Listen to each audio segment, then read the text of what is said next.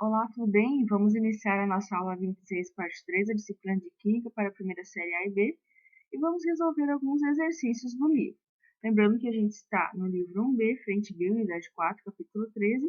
Vamos resolver alguns exercícios, também a parte dos exercícios no Enem é assim. Então, nós vamos resolver a questão 1 da página 127, que diz que armas químicas são baseadas na toxicidade de substâncias capazes de matar ou causar danos a pessoas e ao meio ambiente. Elas têm sido utilizadas em grandes conflitos e guerras, como ocorrido em 2013 na Síria, quando a ação do sarin causou morte de centenas de civis. Então, essa aqui é a fórmula estrutural do gás sarin. Então, o que nós percebemos aqui? Nós temos um elemento bem eletronegativo, que é o flúor, e também temos o oxigênio, que são muito eletronegativos, né? Então, nós temos aqui parciais negativos.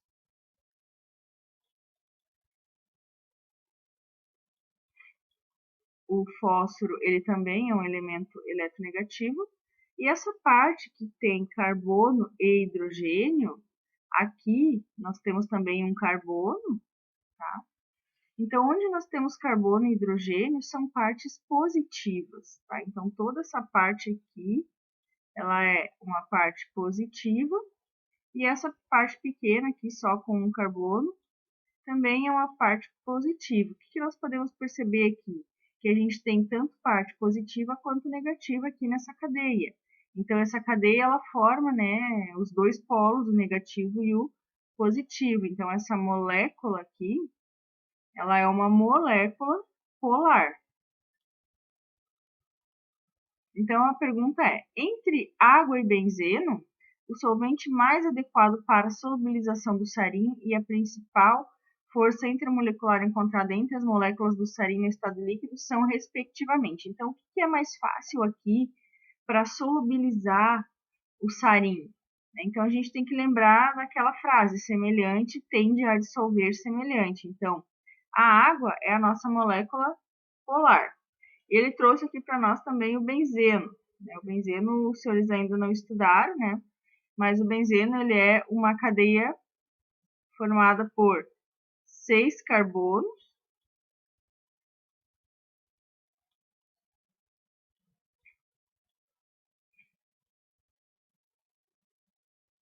e ligados aos carbonos vão ter hidrogênios. Então, ele tem aqui ligações duplas, e aqui a cada um dos carbonos vai ter ligado um hidrogênio. Apenas essa é a estrutura, forma estrutural do benzeno. O benzeno, ele é uma substância orgânica bem cancerígena, né? E então, como ele é formado só por carbono e hidrogênios, ele é uma molécula apolar. Então, quem vai solubilizar o sarin? A molécula polar, que é a água, ou a molécula apolar, que é o benzeno? Então, se o sarin ele é polar, a água vai solubilizar mais facilmente o sarin. E aí, qual é a força intermolecular que ocorre entre essas moléculas de sarin, né? Se a gente colocar mais uma molécula aqui do lado, como é que vai ser estabelecida essa força intermolecular? Então, aqui a primeira coisa que a gente tem que olhar é uma molécula polar. Ela pode tanto estabelecer ligação de hidrogênio quanto de polo de polo. Mas será que aqui vai estabelecer ligação de hidrogênio? Será que ela tem, na sua fórmula estrutural H-FON, ela tem algum hidrogênio que está diretamente ligado a um desses 3 elementos aqui? Ligado ao flúor é o fósforo, então não é hidrogênio. Ligado ao oxigênio, não temos hidrogênio também. Então, nesse caso, não tem H-FON. Então, não vai fazer ligação de hidrogênio. Então, nesse caso, vai estabelecer, então, a ligação de polo, que é aquela que estabelece uma molécula polar que não tem H-FON. Então, nesse caso, a resposta certa é a letra B. Aqui é a questão 2 da página 127, ela traz para nós. O enxofre é um elemento químico que pode formar 2 óxidos moleculares. Óxidos são esses compostos aqui, o SO2 e o SO3. Nós vamos estudar essa função aqui denominada óxido. Então, ela traz para nós que o enxofre forma tanto SO2 quanto SO3. Nomeia a geometria dessas moléculas. Então, ele pede para a gente fazer aqui, dizer para nós qual é o nome da dizer qual é o nome da geometria do SO2 e do SO3, né? E por que que apenas o SO2, então, ele é solúvel em água e o SO3 não? Então, em relação à geometria, nós vamos colocar aqui o enxofre. O enxofre, ele tem 6 elétrons na última camada, né? E temos aqui no SO2, nós temos 2 oxigênios. O oxigênio, ele também está na família 16, ele tem 6 elétrons na última camada.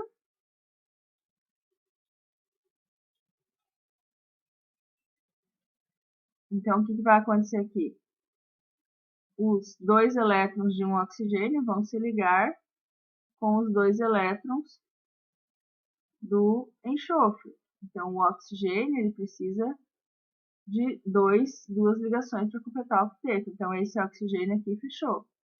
O enxofre, né, esses seus 2 outros pares de elétrons aqui, eles vão fazer aqui uma ligação dativa, coordenada dativa, né, com esse outro oxigênio, para que ele complete seu octeto.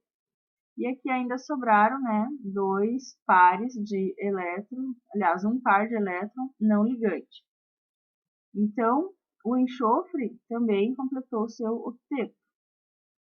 Como nós temos aqui, se nós formos contar por nuvens, né, nós temos uma nuvem, 2 nuvens, 3 nuvens. Então, aqui a gente tem 3 nuvens, porque tanto o par de elétrons não ligante quanto a ligação, eles são nuvens. E quantos ligantes a gente tem? Apenas esse oxigênio e apenas esse oxigênio. Então, nós temos aqui 2 ligantes, que são os átomos que estão ligados no átomo central. Então, se nós temos um número diferente aqui entre nuvens e ligantes, um é 3 e o outro é 2, essa molécula, ela é polar. Então, se essa molécula ela é polar, quer dizer o quê? Que ela vai se dissolver em água, né? E o nome dessa geometria aqui, que o exercício está pedindo, é geometria angular.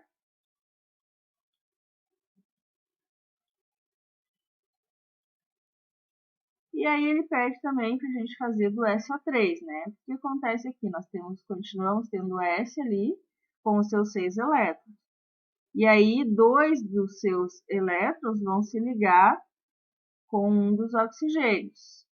Ok, se ligou. Vamos fazer os outros elétrons que têm oxigênio, aqui ocorreu uma ligação.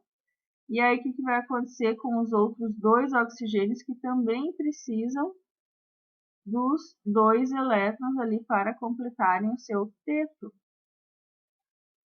Então, o enxofre, ele vai estabelecer a ligação covalente coordenada dativa, né? Vai pegar os seus 2 elétrons e vai compartilhar com aquele oxigênio e esses seus 2 elétrons compartilhar com esse outro oxigênio, né? Então, aqui está a ligação. O que nós podemos visualizar nessa fórmula estrutural aqui? Que nós temos uma nuvem, 2 nuvens, 3 nuvens. Continuamos tendo 3 nuvens, só que agora não sobraram par de elétrons não ligantes no enxofre, todos estão em ligação.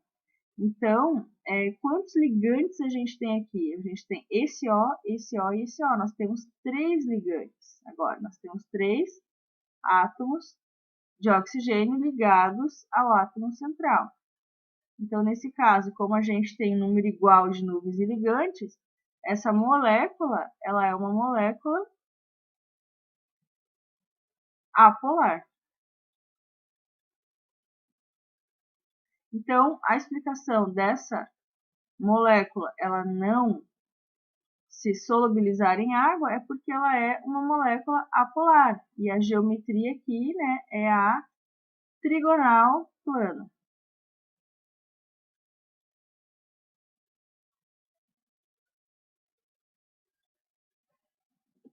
E por último, então, vamos resolver a questão 14 da página 130, que diz numere a segunda coluna, que é essa coluna aqui, de acordo com a primeira, relacionando a substância com o seu ponto normal de ebulição em graus Celsius. Então, para começar, né, a gente sabe que o ponto de ebulição da água é 100 graus. Então, aqui nós temos o número 1. Esse aqui, o mercúrio, ele é um metal. Claro que ele é líquido à temperatura ambiente, né? Mas, geralmente, então, os metais, eles vão ter uma temperatura de ebulição maior, né? Então, nesse caso aqui do mercúrio, a temperatura de ebulição dele é 357 graus Celsius. Desses três que sobraram, né, o que tem menor ponto de ebulição é o composto apolar, que nesse caso é o CH4. Então, o CH4 ele é composto apenas por carbono e hidrogênio. Então, nesse caso aqui, nós temos 4 nuvens e 4 ligantes, ela é uma molécula apolar. Então, ele vai ter o menor ponto de ebulição dentre todos aqui. Por quê? Porque ele estabelece força intermolecular de polo induzido, que é aquela força menos intensa. No item 4 e 5, né, também é um composto orgânico, que são alcoóis, que eles ainda não estudaram, mas é bom já saber isso aqui. Então, nós temos carbono ligado a OH, carbono e hidrogênio ligado a OH. Então, esse aqui é um tipo de álcool, que é o metanol. E esse é o etanol. O que a gente tem que perceber aqui? Esse aqui tem apenas um grupo C, um grupo com carbono e hidrogênio. Esse tem 2 grupos, né? Então, essa cadeia ela é um pouquinho maior. Então, o que acontece aqui? A força de interação intermolecular, ela é um pouco mais forte nessa cadeia aqui. Então, o que acontece aqui? Vai precisar um pouquinho mais de energia para separar aquela força de interação intermolecular. Então, aqui, ó, olha só como é próximo, um é 65, outro é 78. O etanol, que é esse aqui, ele vai, então, ter essa temperatura de ebulição aqui, 78 graus Celsius. Então, aqui fica o 5, aqui fica o 4. A resposta correta é a letra C.